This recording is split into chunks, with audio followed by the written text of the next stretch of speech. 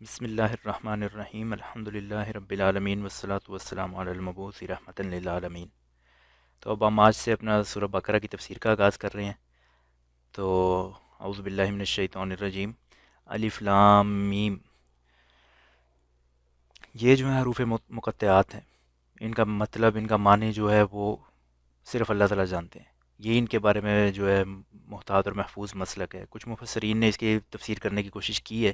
انہوں نے کچھ اس کی تعویلات کی ہیں، لیکن ان کے لیے ان تعویلات کی ہمارے پاس کوئی شرعی دلیل نہیں ہے، تو اس لیے ہم اس پہ زیادہ ٹائم نہیں لگائیں گے۔ اگلی آیت میں اللہ تعالیٰ فرما رہے ہیں ذالک الکتاب لا ریب فیہ، یہ وہ کتاب ہے جس کے اندر کوئی شک نہیں ہے۔ ہدن للمتقین، یہ پرہیزگاروں کو رستہ دکھانے والی ہے، راہ دکھانے والی ہے۔ یعنی ذالک الکتاب کا مطلب یہ ہے کہ یہ وہ عظیم کتاب ہے۔ ویسے ذالک الکتاب کا مطلب ہوتا ہے کہ وہ کتاب، یعنی یہ اشارہ بعید ہے، دور کی طرف اشارہ، لیکن یہاں پہ ذالکہ کا ورڈ یوز کرنے کا مقصد یہ ہے کہ قرآن مجید کی تعظیم کے لیے یہ ورڈ دور کا اشارہ یوز کیا گیا کہ ذالک الکتاب، یہ کتاب ہے، اور الکتاب بولا گیا، یعنی دس از دی بک،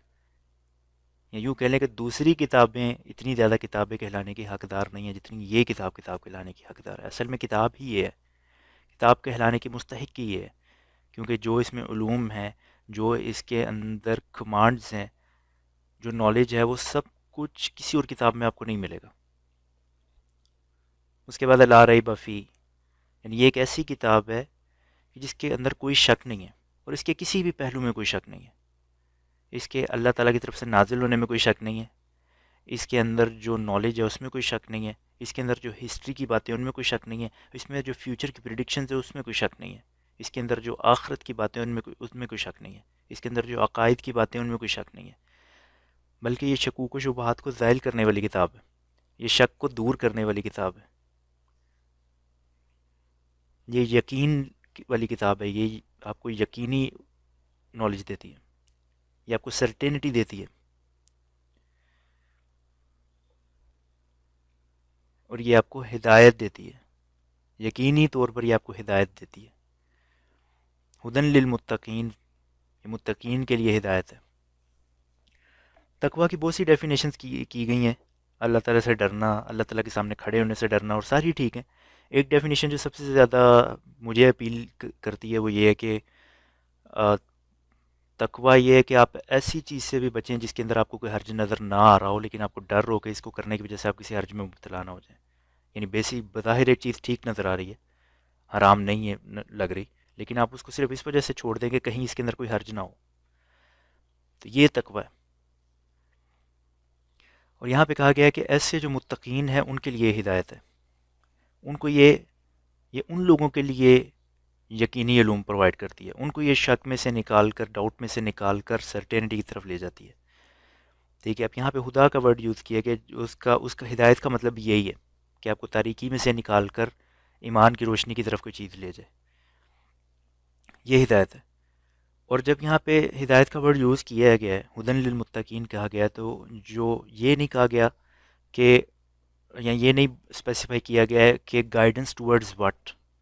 یا ہدایت کس چیز کی طرف، فلاں چیز کی طرف ہدایت، فلاں کام کی طرف ہدایت، نہیں، اس میں ہدایت کو عام رکھا گیا ہے،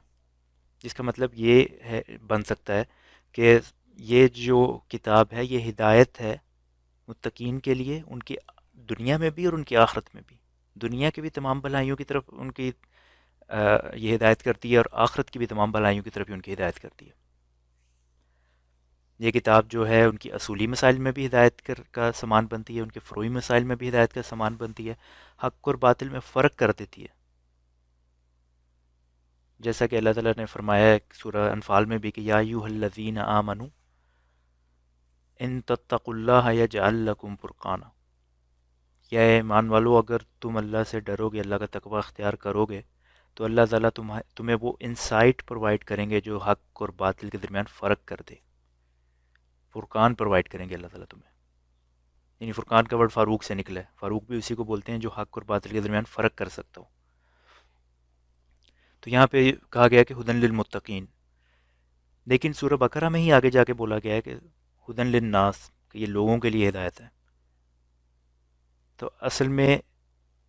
یہ چیز سمجھ لیں کہ اس کی جو ہدایت ہے وہ اصل میں تمام لوگوں کے لیے ہے۔ قرآن مجید تمام لوگوں کے لیے ہدایت ہے، مسلمز کے لیے بھی، نان مسلمز کے لیے بھی، پڑھے لکھے کے لیے بھی، ان پڑھ کے لیے بھی، سب کے لیے ہدایت ہے۔ لیکن اس سے ہدایت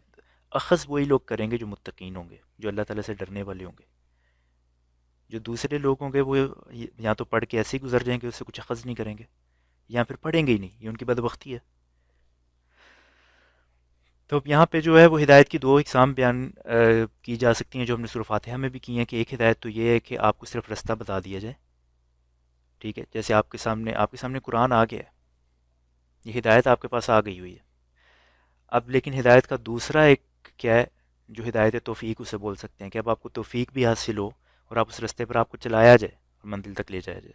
تو جو متقین ہوتے ہیں ان کو یہ دونوں طرح کی ہدایت ملتی ہے۔ اگلی آیت میں فرمایا گیا ہے کہ الذین یؤمنون بالغیب، وہ لوگ جو غیب کی باتوں پر ایمان رکھتے ہیں، ویقیمون الصلاۃ، اور وہ نماز قائم کرنے والے ہوتے ہیں، ومما رزقناہم ینفقون، اور جو ہم نے انہیں رزق پرووائڈ کیا ہے اس میں سے وہ خرچ کرنے والے ہوتے ہیں۔ یعنی یہاں پہ سب سے پہلی جو بات کی جا رہی ہے وہ غیب پر ایمان لانے والے ہوتے ہیں، الذین یؤمنون بالغیب، یعنی ان کو جو ہے ان چیزوں کی تصدیق کرنے والے ہوتے ہیں جو انبیاء لے کر آئے ہیں۔ وہ غیب کی باتیں ہی ہوتی ہیں نا ایک طرح سے، کہ وہ آپ کو بتا رہے ہوتے ہیں کہ آپ کے پاس، آپ کے ساتھ قبر میں کیا ہونا ہے، ہم اس کا مشاہدہ تو نہیں کر سکتے، تو وہ غیب کی باتیں ہو گئی۔ وہ آپ کو بتا رہے ہوتے ہیں کہ آخرت میں کیا ہونے والا ہے، وہ آپ کو اللہ تعالیٰ کے جو ہیں اوصاف کا بتا رہے ہوتے ہیں، آپ کو نالج پرووائڈ کر رہے ہوتے ہیں ان چیزوں کا جن چیزوں کا آپ مشاہدہ نہیں کر سکتے، آپ ایکوائر نہیں کر سکتے اس نالج کو، یہ نالج صرف ریویلڈ نالج کے تھرو مل سکتا ہے۔ تو ان باتوں کے اوپر، ان چیزوں کے اوپر وہ ایمان لانے والے ہوتے ہیں، یعنی ان چیزوں کے اوپر ایمان لانے والے ہوتے ہیں جن کا مشاہدہ نہیں کر سکتے، وہ صرف اور صرف اس پہ ایمان اس لیے لا رہے ہیں کیونکہ اللہ تعالیٰ نے اپنے رسولوں کے تھرو وہ بات ان تک پہنچائی ہے، ٹھیک ہے۔ تو وہ انبیاء کی تصدیق کرنے والے ہوتے ہیں، جو رسولوں نے خبر دی ہے، جو چیزیں ان کے وہ مشاہدہ نہیں کر سکتے، جن چیزوں کو وہ اپنے کیا بولتے ہیں، اپنے سکس سینسز سے نہیں دیکھ سکتے، نہیں چھو سکتے، نہیں سونگھ سکتے، نہیں چکھ سکتے، ان چیزوں کے اوپر بھی وہ ان کا ایمان ہوتا ہے، لیکن بشرطے یہ ہے کہ وہ چیزیں جو ہیں وہ اللہ تعالیٰ کی طرف سے ہوں، یعنی ان کے ساتھ کوئی دلیل ہو۔ تو پہلی چیز تو ان کے اندر یہ ہو گئی کہ جو ماضی کے، جو مستقبل کے، جو حال کے، جو جتنے بھی جو چیزیں بھی جو انبیاء لے کر آتے ہیں، جو ان کو دی ہوئی کتابوں کے اندر موجود ہوتی ہے، اس کے اوپر ان کا ایمان ہوتا ہے، یہ ایمان بالغیب ہے۔ اللہ تعالیٰ پر ایمان، یہ ایمان بالغیب ہے۔ تو وہ الذین یؤمنون بالغیب، وہ غیب پر ایمان لانے والے ہوتے ہیں، ویقیمون الصلاۃ، اور وہ نماز قائم کرنے والے ہوتے ہیں۔ یہ نہیں کہا گیا کہ وہ نماز پڑھنے والے ہوتے ہیں، نماز قائم کرنے کا مقصد یہ ہے کہ وہ نماز کو اس کی ظاہری صورتحال کے ساتھ بھی ادا کر رہے ہوتے ہیں، اور اس کے اندر جو باطنی چیزیں ہوتی ہیں نماز کے اندر ان کا بھی خیال کر رہے ہوتے ہیں۔ ظاہری چیزوں میں کیا ہے، جیسے نماز قائم کرنے میں کیا ہے، کوئی نماز کو اس کے ارکان کے ساتھ، اس کے واجبات کے مطابق، اس کی شرائط کے ساتھ ادا کر رہے ہوتے ہیں، جو انشاءاللہ ہم پڑھیں گے انشاءاللہ جیسے جیسے ہمارا یہ سفر آگے چلتا جائے گا۔ اور باطنی اعتبار سے کیا ہے کہ وہ اس کو پورے پریزنس آف مائنڈ کے ساتھ پڑھ رہے ہوتے ہیں، سمجھ کے پڑھ رہے ہوتے ہیں، کیا جو وہ بول رہے ہیں اس کو سمجھ رہے ہوتے ہیں، اس نماز کا مقصد سمجھ رہے ہوتے ہیں، ٹھیک ہے۔ اور یہی وہ نماز ہے جس کو آپ اس کے ظاہری اور اس کے باطنی دونوں چیزوں کو مد نظر رکھتے ہوئے خشوع و خضوع کے ساتھ پڑھتے ہیں۔ اسی نماز کے بارے میں قرآن مجید فرماتا ہے سورہ عنکبوت میں کہ ان الصلاۃ تنہی عن الفحشاء والمنکر، کہ بے شک جو نماز ہے وہ آپ کو فحاشی سے اور برائیوں سے روکتی ہے، منکر چیزوں سے روکتی ہے۔ اور اس نماز کے اندر یہ خیال رکھیں کہ فرض نمازیں، نوافل سب شامل ہیں، تو وہ نماز کو قائم کرنے والے ہوتے ہیں۔ اس میں یہ بھی چیز ہے کہ نماز کو اس کے وقت پہ پڑھتے ہیں، وہ ہم پڑھیں گے انشاءاللہ جب ہم نماز کی شرائط اور اس کی واجبات کو، ان چیزوں کو پڑھیں گے انشاءاللہ۔ وَمِمَّا رَزَقْنَاهُمْ يُنْفِقُونَ، اور جو ہم نے ان کو دیا اس میں سے خرچ کرتے ہیں۔ اس کے اندر تمام جو آپ کے اوپر واجب نفقات ہیں، یعنی آپ کے قریبی رشتہ داروں کا جو حق ہے، اپنے غلاموں پر خرچ کرنا، اپنے وائف پر خرچ کرنا، یہ ساری چیزیں اس کے اندر آ جاتی ہیں۔ اور کچھ وہ بھی ہیں جو مستحب آپ کا خرچ ہے، یعنی اللہ کی راہ میں دینا، صدقہ خیرات کرنا، یہ والی چیزیں۔ تو اس میں ہر طرح کی چیزیں آ جاتی ہیں کہ اللہ تعالیٰ فرما رہے ہیں کہ جو چیزیں ہم نے ان کو دی ہیں، جو ہم نے رزق ان کو دیا اس میں سے وہ خرچ کرنے والے ہیں، اس رزق کو وہ بخیل نہیں ہیں، اور وہ یہ چیز سمجھتے ہیں کہ وَمِمَّا رَزَقْنَاهُمْ، جو ہم نے ان کو دیا رزق، اگر وہ کچھ خرچ کر رہے ہیں تو ہمارے دیے ہوئے میں سے خرچ کر رہے ہیں، اللہ تعالیٰ کے دیے ہوئے میں سے ہم کچھ خرچ کرتے ہیں، ٹھیک ہے؟ یعنی رزقناہم کے اندر یہ اشارہ ہے کہ جو بھی مال آپ کے پاس ہے وہ آپ کی ملکیت نہیں ہے، آپ کی قوت سے آپ نے نہیں کمایا ہوا، وہ صرف اور صرف آپ کے بلبوتے سے آپ نے نہیں کمایا ہوا، یہ تو اللہ تعالیٰ کی طرف سے آپ کو رزق حاصل ہوا۔ تو جس نے تمہیں عطا کی ہے، یہ نعمت عطا کی ہے، ٹھیک ہے، تم اس کی طرف سے یہ اس کو نعمت سمجھ کر سمجھو گے تو پھر تم اس کی راہ میں خرچ کر سکو گے۔ اگر تم اپنے بلبوتے پہ سمجھو گے کہ میں نے محنت کر کے اس کو اکٹھا کیا ہوا ہے تو پھر مشکل ہو جائے گی کدھر۔ اور پھر آگے یہ کہ یہاں پہ آپ دیکھیں نماز اور زکوٰۃ کو اکٹھا کیا ہوا اللہ تعالیٰ نے، اور کئی جگہوں پہ اللہ تعالیٰ نے قرآن مجید میں نماز اور زکوٰۃ کو اکٹھا کیا ہوا ہے، اور اس کی وجہ یہ ہے کہ نماز جو ہے وہ آپ کے خالق کے طرف اخلاص کے ساتھ آپ پڑھتے ہو، ٹھیک ہے، یعنی اس کے اندر آپ کے کریٹر کی طرف آپ کی سنسیریٹی ہوتی ہے، اور جب آپ اللہ کے راستے میں خرچ کرتے ہو تو آپ کا جو حسن سلوک ہوتا ہے اللہ کے کریشن کے ساتھ، یعنی کریٹر کے ساتھ سنسیریٹی والا معاملہ اور کریشن کے ساتھ اچھا سلوک، یہ آپ کو سکھایا جا رہا ہے، اور یہ دونوں چیزیں ہم جو ہے وہ بھول رہے ہیں، اللہ المستعان۔ آگے چلتے ہیں، والذین یؤمنون بما انزل الیک، اور یہ وہ لوگ ہیں جو، یعنی ابھی متقین کی ہی بات ہو رہی ہے، وہ لوگ ہیں جو ایمان لاتے ہیں جو آپ کے اوپر نازل کیا گیا، یعنی اللہ کے رسول صلی اللہ علیہ وآلہ وسلم پر جو نازل کیا گیا، جس کا مطلب ہے قرآن اور سنت، کیونکہ اللہ تعالیٰ نے فرمایا سورہ نساء میں وَأَنزَلَ اللَّهُ عَلَيْكَ الْكِتَابَ وَالْحِكْمَةَ، کہ اللہ تعالیٰ نے آپ پر کتاب اور حکمت نازل کی ہے، تو وہ اس قرآن کو بھی ماننے والے ہیں اور اس حکمت کو بھی، یعنی سنت رسول کو بھی ماننے والے ہیں، دونوں پر ایمان لاتے ہیں وہ، یعنی جس چیز کو وہ اللہ کے رسول صلی اللہ علیہ وسلم لے کر مبعوث ہوئے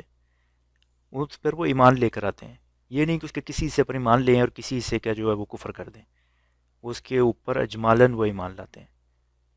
ٹھیک، جیسے کہ کچھ لوگوں کا وتیرہ ہے اب آج کل بھی، کہ کچھ حصے پر ایمان لے آئے اور دوسرے حصے کی تعویل شروع کر دی، تو جو اہل تقوی ہوتے ہیں وہ پورے کے پورے اس میسج کے اوپر ایمان لاتے ہیں۔ تو الذین یؤمنون بما انزل الیک، وہ ایمان لاتے ہیں اس پر جو آپ پر نازل کیا گیا، وما انزل من قبلک، اور جو آپ سے پہلے نازل کیا گیا، آپ سے پہلے نازل کیا گیا جو جتنی کتابیں ہیں، تورات ہے، زبور ہے، انجیل ہے، ٹھیک ہے۔ تو اب یہاں پہ یہ کنفیوژن اپنی دور کر لیں ایک، کہ بعض اوقات یہ ہوتا ہے کہ کیا ہم ان پر بھی ایمان لاتے ہیں، ان کتابوں پر بھی؟ ہاں، اگر کوئی انجیل اس ٹائم پہ لے آئے میرے سامنے تو ہم اس میں ایمان لے آئیں گے، لیکن آج کل جو گاسپلز ہیں یا جو بائبل ہے، we don't know if it is انجیل، ٹھیک ہے، وہ ارمائک لینگویج میں اتری تھی، اور اب ارمائک میں اس کا کوئی نسخہ موجود نہیں ہے،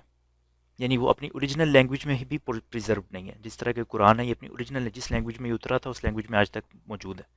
تو ہمارے لیے حجت یہی ہے بس، اس کو ہم ایز اے حجت نہیں لے سکتے کیونکہ وہ اپنی اوریجنل لینگویج میں بھی نہیں ہے، اگر ہم میکسیمم بھی کہیں تو اس کی ٹرانسلیشنز موجود ہیں بائبل کی، لیکن بائبل جس کو ہم بائبل کہتے ہیں بلکہ، لیکن انجیل اٹ سیلف موجود نہیں ہے ہمارے درمیان، ٹھیک، تو اس لیے یہ کنفیوژن دور کر لیں ویسے ہی، اور اگر ہم اس پہ ایمان لائیں بھی تو اس کے جو شریعہ ہے وہ ہم پر لاگو نہیں ہوتی، کیونکہ جب جب قرآن آیا تو وہ ان کے اندر جو شرعی احکامات تھے وہ ہمارے لیے وہ منسوخ ہو چکے ہیں، ٹھیک ہے، اب ہمیں شریعت وہی فالو کرنی ہے جو اللہ کے رسول صلی اللہ علیہ وآلہ وسلم لے کر آئے ہیں، اور اور اگر آپ عقائد کی بات کر رہے ہیں تو تمام جو انبیاء ہیں وہ سیم عقائد لے کر آئے، توحید کی طرف دعوت دینے والے تھے تمام نبی جو تھے، ٹھیک ہے، تو